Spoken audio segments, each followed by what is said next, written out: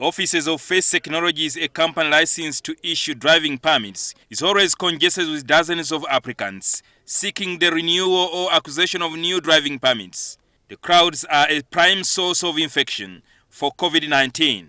To avoid this, the government has suspended renewal or issuance of driving permits. Transport Licensing Board and also the driving permit, the issuance of driving permit, shall not be issuing driving permits now until the situation normalizes.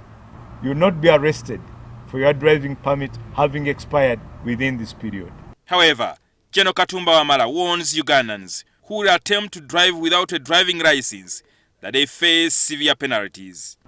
If you have just been in the driving school, you have not yet got to the driving permit, don't say I've been in the driving school so I can now drive. Until the only exception is somebody who has a driving permit, it has expired and it was supposed to be renewed. That one's an exception.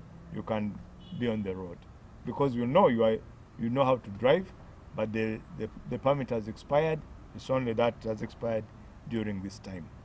On Wednesday this week, President Yoweri Museveni suspended the use of public transport like buses, taxis and border borders for 14 days. Gen Katumba clarified on the use of border borders during medical emergencies. But those police officers, they can make judgment. They can make judgment if, for example, this is a kid who's gasping and collapsing. I don't think a police officer would say, don't drop that kid to the hospital. But that's a matter which we cannot now, because we don't again want people to use it as an excuse. It will be on a case-to-case basis, depending on how the officer analyzes. Katumba also cautioned taxi drivers who have turned passenger vehicles, the taxis, into cargo transport vehicles. If you want to use your taxi, if you want to convert your taxi into a cargo vehicle, then come and we cancel the PSV and we check that vehicle. If it qualifies for a cargo vehicle, then we shall give you a license to carry cargo.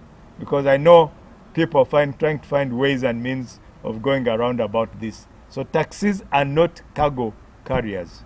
The ministry has also issued guidelines on how water transport is to be used during this period. Transport means called ebinara, very big boats which carry up to about 100 people. We have guided that they should not carry more than 10 people because that kinara on average carries about 80 to 100 people with cargo. But now we are saying they should not carry more than 10 people. The ferries on the lakes will continue operating normally, but again in line with the guidelines as provided. Jingo Francis, NTV.